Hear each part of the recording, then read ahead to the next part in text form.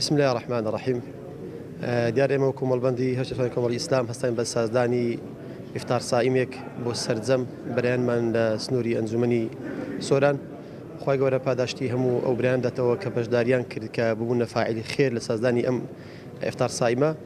بەشمان لەو بوو کە بتوانین لەم ئیفتار سائیمەدا سەرجەم برایانمان، ئەندامانمان، لایەنگرانمان لەم ئیفتار سائیمە کۆ بکەینەوە. خی گەورە پاداشتی هەموو لای شەمداتەوە کە زۆر ماندی بوون و زۆریان سرف کرد بۆ ئەنجامدانی ئەم ئیفتار سائیمە. خی گەورە پاداشتی ئەمونێک داتەوە ڕۆژووی ڕۆژوانی هەمولاتیش قبول بکات.